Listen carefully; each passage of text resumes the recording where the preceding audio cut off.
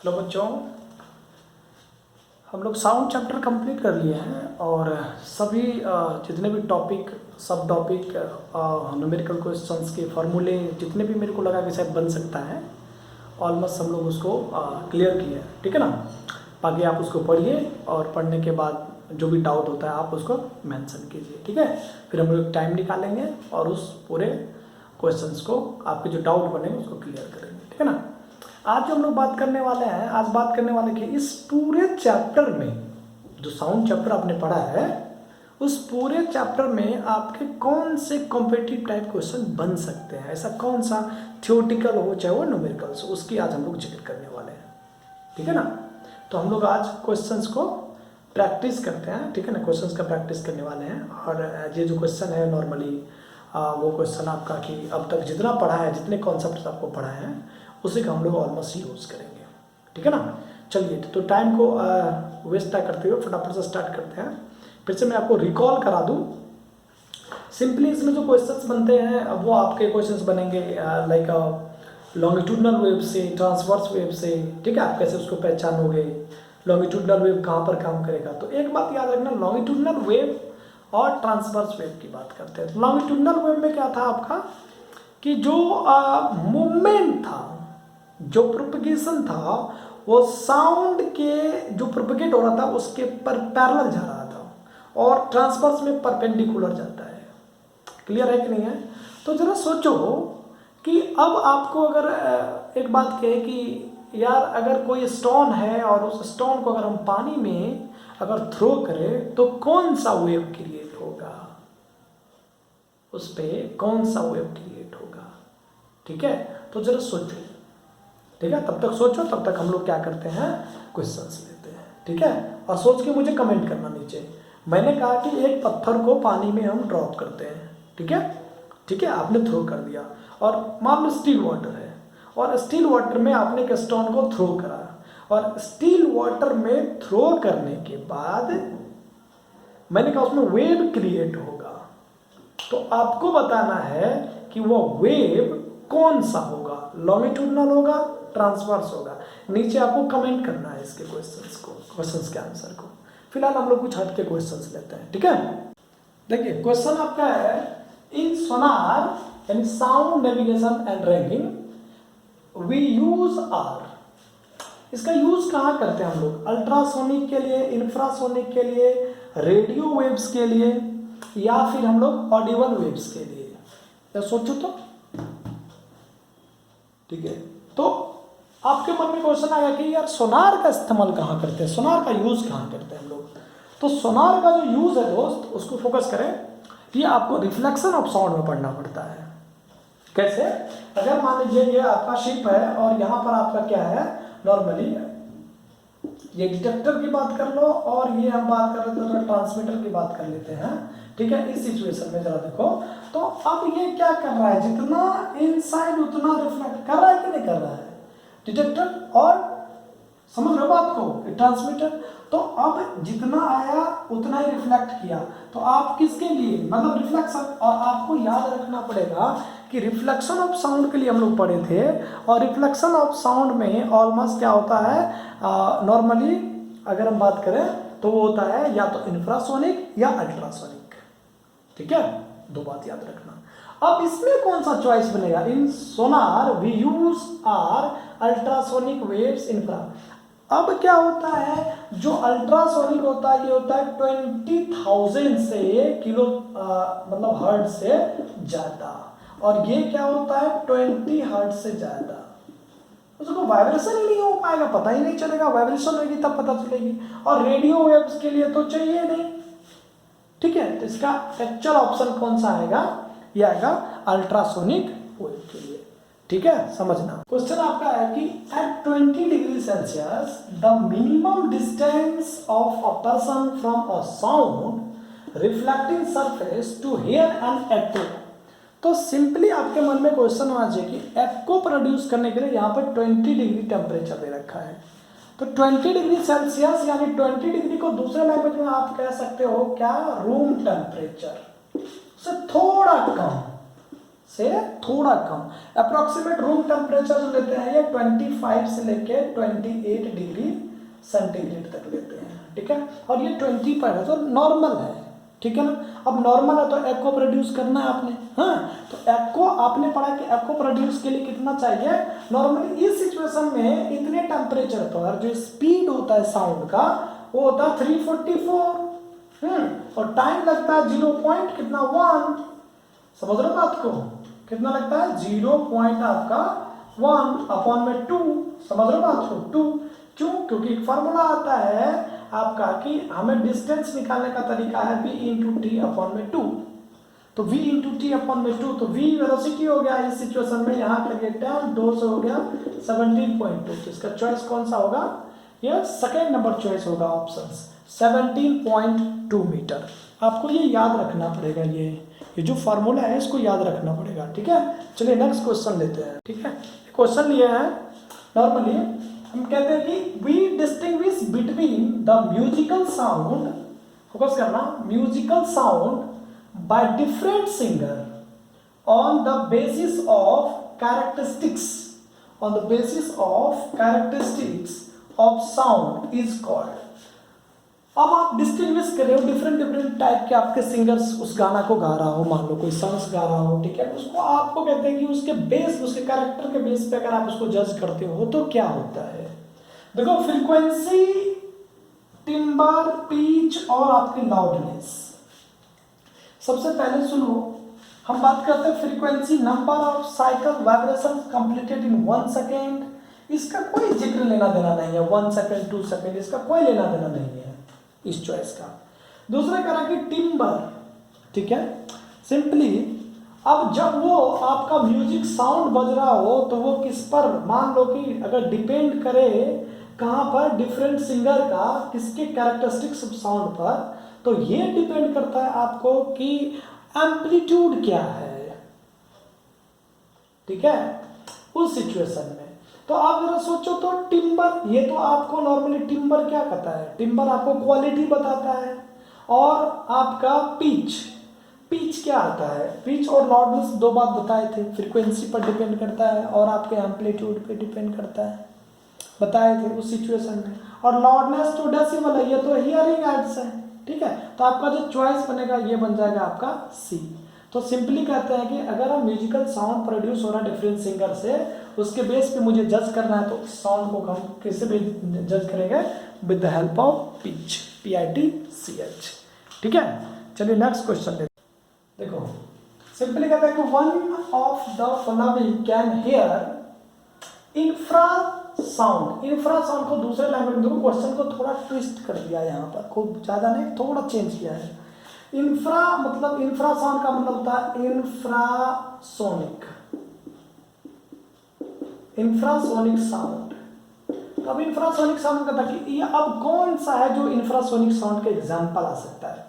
तो दोस्तों इससे पहले वाले वीडियो लेक्चर में आपको मैंने बताया था कि वैसे साउंड जो कंप्लीटली 20 हर्ट्ज तक फ्रीक्वेंसी को प्रोड्यूस करे उसको कहते हैं इंफ्रासोनिक। और सिंपली अगर हम बात करें कि 20 किलो हर्ट्ज से ज़्यादा अगर करें तो इसको कहते हैं क्या, अल्ट्रा, ठीक है ना। देखो जरा अल्ट्रा की बात कर रहे हैं, ठीक है।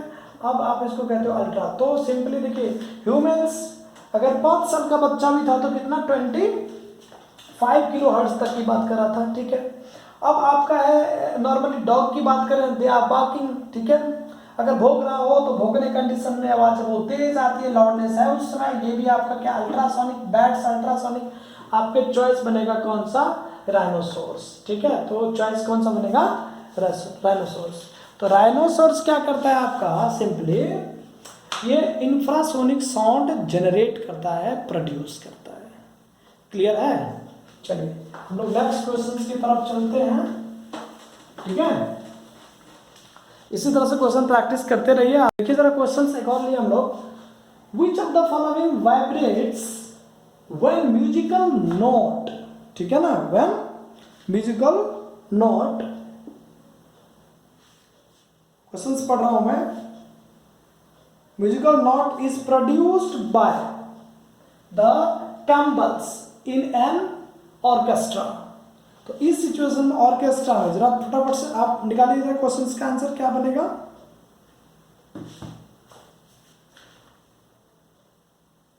देखिए, which of the following vibrates when musical note is produced by the cymbals. Stretch the string, orchestra की बात कर रहा है ये। Stretch string, stretched membrane. अच्छा, इसका यूज बताता हूं मैं क्या होता है। स्ट्रेच स्ट्रिंग की बात करते हैं, जैसे लाइक वायलिन। जब वायलिन बज रहा होता है उस समय क्या होता है, स्ट्रिंग को बजाता है लोग नॉर्मली, जो थ्रेड लगे होते हैं उसके अंदर। स्ट्रेच्ड मेम्ब्रेन, मेम्ब्रेन का मतलब like a tabla, like a dholak. On that situation they are just beating on the surface of the plain coating like a leather, ठीक है। दे प्रोड्यूसेस अ म्यूजिकल साउंड उस समय। तो अब ये ढोलक, क्योंकि ये तो आपको लिख रखा है क्या है, कैम्बल्स। तो कैम्बल्स में क्या, ये तो आएगा ही नहीं, ये सिचुएशन बनेगा नहीं, ये सिचुएशन बनेगा नहीं। मेटल प्लेट्स यानी वो टिटुम टिटुम, समझ गए होंगे बिल्कुल। तो आपका कौन सा चॉइस है, बिल्कुल ये एयर कॉलम। एयर कॉलम में क्या होता है, लाइक अ फ्लूट, इस तरह जो बजा रहा होता है एयर कॉलम। या एयर कॉलम में देखो क्या होता है, एक छोटी सी बात आता है दोस्त। अब यहाँ पे फोकस करो, थोड़ा लेवल ऊपर की बात कर रहा हूँ मैं। एयर कॉलम में क्या होता है ना, यहाँ पर बात बनते हैं आपके क्या, एंटी नोड्स, नोड्स। जरा समझो, ठीक है। अगर तो एंटी नोड्स और नोड्स की बात करते हैं, अगर एयर ब्लो किया हो तो इसको बोलते हैं एंटी नोड्स, और जहां पर मिला इसको बोलते हैं नोड। फिर ये एंटी नोड, इसको बोलते हैं नोड्स, इसको बोलते हैं एंटी नोड, इसको बोलते हैं नोड, फिर एंटी नोड। यानी देखो क्या है कि इसमें ओपन और क्लोज की बात आती है। जरा थोड़ा आगे बढ़ा दिए, ओपन और क्लोज की बात कर रहे हैं। ओपन और क्लोज में क्या होते हैं, दो नोड्स बनते हैं दोस्त, इसमें अलग अलग बात होता है। इसको बोलते हैं एंटी नोड और नोड। जैसे आप सिंपली कंप्रेशन और रेयरफेक्शन पढ़ते हो ना, उसी तरह से इसमें पढ़ना पड़ता है आपके कंप्रेशन और रेयरफेक्शन के तौर पे। तो हम बात कर रहे थे नोड्स और एंटी नोड्स में, ठीक है। ये थोड़ा ऊपर लेवल की बात कर दी है थोड़ा। तो अब यहाँ पर एयर कॉलम्स में यही काम करता है। तो हमें तो ये चाहिए भैया, हमें तो कैम्बल्स में चाहिए ना। तो कैम्बल्स में नोड, ये नोड और एंटी नोड का तो जरूरत ही नहीं है। तो अपने पास चॉइस कौन सा बनेगा, यानी मेटल प्लेट, ठीक है ना। चॉइस बनेगा आपका मेटल प्लेट, ठीक है। चलिए नेक्स्ट क्वेश्चन। क्वेश्चन सुनो क्या है, एक क्वेश्चन, इसका मैं ऑप्शंस नहीं दे रहा हूँ, मैं इसके ऑप्शंस की बात ही नहीं करूँगा, ठीक है। मैं इसका क्वेश्चन दिया, if the speed of wave is 340 metre per second and its frequency is 1700 hertz, ठीक है, देन फाइंड द वेवलेंथ। आपको वेवलेंथ फाइंड आउट करना है, ठीक है। अब जरा सोचो तो, अगर हम बात करें इसको कि गिवन क्या क्या है इसमें, सिंपली जो आपको गिवन है वो आपको स्पीड है, ये है 340 मीटर पर सेकेंड, यानी स्पीड दे दिया है दोस्त। अब तुम्हें कैसे पता चलेगा स्पीड है, बेटा बहुत बढ़िया से वीडियो लेक्चर में मैंने बताया आपको कि जो मीटर पर सेकेंड है ना, उसको हम कहते हैं यूनिट ऑफ स्पीड। तो सिंपली आप फोकस करें, और जो हर्ट्ज है वो फ्रीक्वेंसी है, यानी एफ की वैल्यू आपको दे दिया, एफ की वैल्यू है 1700 हर्ट्ज। आपको चाहिए लैम्डा, तो लैम्डा फाइंड आउट करिए। तो सिंपली एक रिलेशन आता है, याद करिए। रिलेशन ये था आपका कि यार अगर मैं स्पीड की बात करूं तो ये होता है डिस्टेंस अपॉन में टाइम, और जो डिस्टेंस होगा वो किसके फॉर्म में, यही होगा ना डिस्टेंस। तो जरा देखो तो आपका डिस्टेंस अगर हम बात करें तो ये और ये और ये, तो ये क्या बन रहा है, लैम्डा बन रहा है कि नहीं बन रहा दोस्त। डिस्टेंस तो आपके वेवलेंथ के फॉर्म में ही आएगा ना। तो वेवलेंथ किसके करीब आएगा, वेवलेंथ इज इक्वल टू बनेगा v इंटू टी बनेगा ना। और v इंटू टी को सिंपली अब हम इसको ऐसे लिख दें कि यार एक बात बताओ, अब अपने पास v बराबर है लैम्डा इंटू 1/f, क्योंकि t के वैल्यू होता है 1/f, समझ रहे कि नहीं। तो उस सिचुएशन में अब हम क्या करते हैं, जरा फोकस कीजिए, यानी लैम्डा इंटू करते f। तो यहां से हम कर सकते हैं v इज इक्वल टू होता है लैम्डा इंटू f, और हमें चाहिए लैम्डा, तो ये बनता है v अपॉन में f। तो v की वैल्यू जो है ये है 340 अपॉन में 1700। अच्छा बेटा देखो क्या है, आपको जल्दीबाजी में अगर इसको कट करना है, आप ऐसे सोचोगे यार ऐसे ऐसे तो थोड़ी गलत आएगी। तो आप उस वैल्यू को क्या करिए, 340 अपॉन में कर दिए 7 इंटू करिए 100, इसको कर दीजिए, इसको इससे कट करिए, इसको कर दीजिए 2 टाइम्स में, तो 0 पॉइंट क्या बन गया 2। बन रहा है कि नहीं बन रहा है? सोचो ना कि अभी नॉर्मली ये 0 से तो ये 0 कैंसिल आउट कर देते, तो जरा फोकस करो, तो कैंसिल आउट कर दियो, यही कर लो। अब आपके सामने क्या बन रहा है ये, तो आप कर सकते हो 34 अपन में सर 70 9 10, तो 1 और 2 जा, तो 2/10 का मतलब कितना 0.2। ये किसमें निकल गया? मीटर में। अच्छा सुनो, जो पिछले बार जो प्रीवियस ईयर में जो पेपर हुआ था उसमें क्वेश्चन पूछा था, बच्चे कंफ्यूज हो जाते हैं, तुम्हें ये भी ऑप्शन मिलेगा।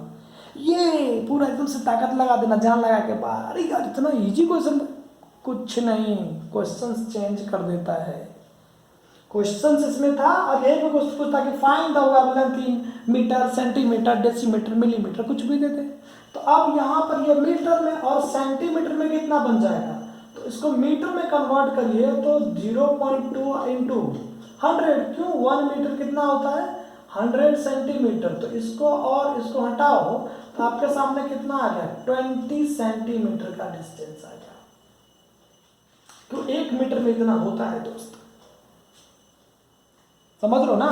तो 1 मीटर में इतना सेंटीमीटर होता है, तो सिंपली आप मल्टीप्लाई कर लो ना, हो गया जी आंसर। तो कितने आ गया 20 सेंटीमीटर। क्वेश्चन है द मैक्सिमम, क्वेश्चन पढ़िए, the maximum speed of vibrations which produces audible sound, which produces audible sound will be, question समझो पहले, maximum speed of vibrations which produces audible sound, ऐसा क्या है जिसमें ऑडिबल साउंड प्रोड्यूस करे, इसका स्पीड सबसे ज्यादा हो। ड्रायर बिल्कुल नहीं होगा, सी वाटर नहीं होगा, ग्राउंड ग्लास, ग्राउंड ग्लास का मतलब होगा लाइक नीचे की तरफ, like this, the human blood नहीं होगा। तो ऑप्शन कौन से बनेंगे इसके, ऑप्शन बनेंगे थर्ड। ठीक है, तो जरा याद करो कि नॉर्मली सिंपली एक क्वेश्चन आता है कि वेव का स्पीड जो है वो सबसे ज्यादा किस में होगा, साउंड का स्पीड सबसे ज्यादा किस में होगा। तो मैंने कहा था कि जैसे जैसे सॉलिड से हम लिक्विड की तरफ जाते हैं, सॉलिड से लिक्विड की तरफ जाते हैं, तो उस सिचुएशन में क्या होता है, आपका जो साउंड है वो डिक्रीज होता है स्पीड उसका। जैसे मान लो सबसे ज्यादा किसमें, सॉलिड में, फिर सबसे कम किसमें, इन कंपेयर टू दिस, तो ये बनेगा लिक्विड में, और सबसे ज्यादा जो कम बनेगा ये बन जाएगा आपके गैस में। ठीक है, तो इसी पर एक क्वेश्चंस और लेता हूं मैं, जरा फोकस कीजिए। आज ये छोटे छोटे क्वेश्चंस करेंगे हम लोग, ठीक है ना, क्योंकि चैप्टर आपका फिनिश हो चुका है, तो हम थोड़ा आगे की बात कर लेते हैं। ठीक है, ये क्वेश्चन आपका है कि the sound wave travel fast, the sound wave travel fast. तो जरा सोचो कि साउंड वेव सबसे ज्यादा कहाँ ट्रेवल करेगा, सॉलिड में, लिक्विड में, और गैस में, और वैक्यूम में। सबसे पहले ना ये सोचो कि साउंड वेव जो है ये वैक्यूम में कभी ट्रेवल ही नहीं करता है, साउंड वेव वैक्यूम में ट्रेवल नहीं करता है।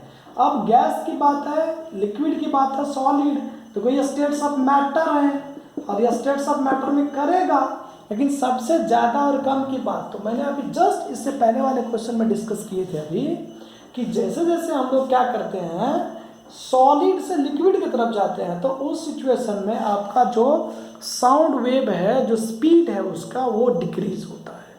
तो सबसे ज़्यादा यहाँ पूछा है फास्ट किस में होगा, तो चॉइस आपके क्या बनेंगे, सॉलिड में।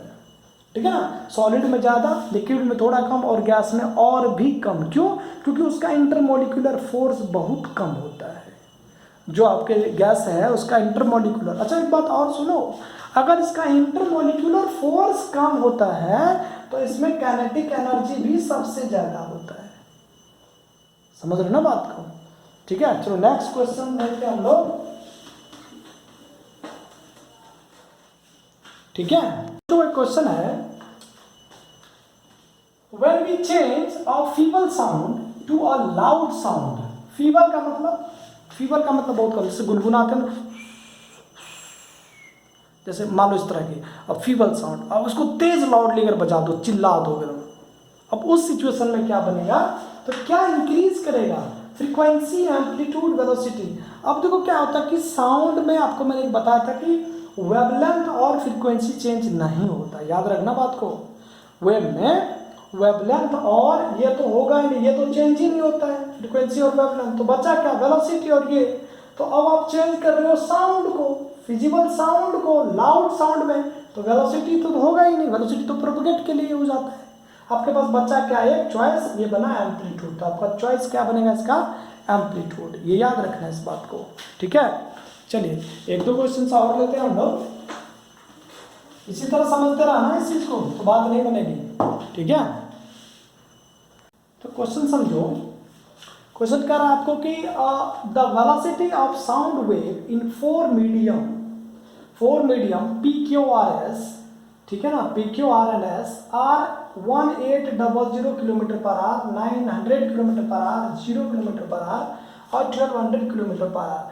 विच medium could be in the liquid state, liquid state का बात कर रहा है दोस्त, जरा सोचो, तो लिक्विड स्टेट में कौन सा होगा, तो आप कहते हो सर P, Q, R और S, तो P का स्पीड कितना है जरा सोचो, तो ये है 1800 किलोमीटर पर आवर, और सिंपली ये है 900 किलोमीटर पर आवर, और ये है 0 किलोमीटर पर आवर, और ये आपका है 1200 किलोमीटर पर आवर। आपके मन में विचार आ रहा होगा कि यार हमें पूछ रहा है कि the velocity of sound wave in the four medium दे दिया है अपने को, अब इसमें मीटर पर सेकंड भी करते हो तो सब में 5/5 से मल्टीप्लाई करोगे तो बात तो वही बन जाएगा ना, कॉमन सी फैक्टर।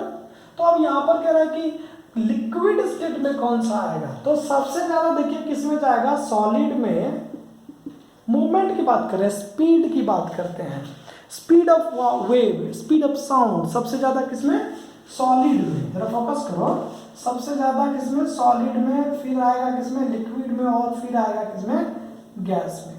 अच्छा यहाँ पर तो स्पीड क्या, 0 किलोमीटर, तो बेटा एक बात तो आपको तय है कि ये ऑप्शन तो होगा ही नहीं, आर वाला चॉइस तो है ही नहीं, ये नहीं हो सकता है, कट कर दीजिए।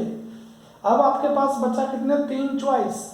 अब कह रहा है आपके लिक्विड स्टेट में, तो आपको पता है कि सॉलिड में स्पीड सबसे ज्यादा होगा, ठीक है, तो यानी सबसे ज्यादा स्पीड कहाँ दिखा आपको, 18,000, यानी ये भी नहीं होगा, ये सॉलिड के लिए चाहिए, हमें ढूंढना लिक्विड के लिए है। अब आपके पास बचा कितने, देखिए 2 चॉइस। अब आपके पास आता है क्या, 0 हो नहीं रहा है, 18,000 होगा नहीं, आपके पास 2 चॉइस बना Q और S, 900 और 1200 में। तो सिंपली अगर हम बात करें, जरा सोचो कि अब लिक्विड के लिए क्या चाहिए मुझे, मिड वाला पॉइंट्स, तो मिड वाले पॉइंट में स्पीड ये तो होगा नहीं आपके पास। चलिए अब ये 1200 की बात कर रहे हैं, तो सिंपली बीच में कौन सा आ रहा है, 1200 है ना, बीच में तो 1200 आ गया ना नॉर्मली अगर हम बात करें तो सिंपली आपका कौन सा चॉइस बनेगा, ये भी नहीं बनेगा आपका, ठीक है, ये भी नहीं बनेगा, ये सबसे कम हो जाएगा, ठीक है, क्योंकि 3 स्टेट्स देखने हैं आपको, स्टेट सब मैटर में 3 चीजें देखना, सॉलिड, लिक्विड और गैस, और ये 0 वाला तो किसी काम का नहीं, इसको तो हटा दो बेटे, चलो ये तो हट गया जी। ये तो आपको पता है कि स्पीड होगा किसमें, सॉलिड में, जो सबसे ज्यादा है। अब आपके पास चॉइस बच रहे हैं 2 चॉइस में मान लो, अब आपके पास कौन सा, क्यों, तो क्यों वाला किसमें होगा, ये हो जाएगा गैस में, क्योंकि इस तीनों में सबसे कम यही, इसको हटा रहे हैं हम, इग्नोर कर रहे हैं 0 को। अब इसमें सबसे कम कहां पर, क्यों। अब उसके बाद और पहले से कम तो कौन सा मिल रहा है, 1200 किसका है, एस का, चॉइस नंबर कौन सा होगा, ये, ठीक है, चॉइस कौन सा होगा, एस, ये वाला चॉइस बन के तैयार हो जाएगा आपका। क्लियर है कि नहीं। देखो ऐसे ही ऑब्जेक्टिव क्वेश्चंस आपके बनते हैं, ऑब्जेक्टिव क्वेश्चन में कोई खास ज़्यादा होता नहीं है, ठीक है ना, बाकी ट्राई करिए आप लोग, और फिर कोई दिक्कत हो तो आप बेझिझक आप, ठीक है, क्वेश्चंस पूछिए। एक क्वेश्चन मैंने आपको पूछा था कि एक स्टिल वाटर में अगर एक स्टोन को हम ड्रॉप करते हैं, ठीक है, तो कौन सा वेव क्रिएट करेगा, लॉन्गिट्यूडनल वेव या फिर ट्रांसवर्स वेव, नीचे कमेंट करना आपको, ठीक है ना।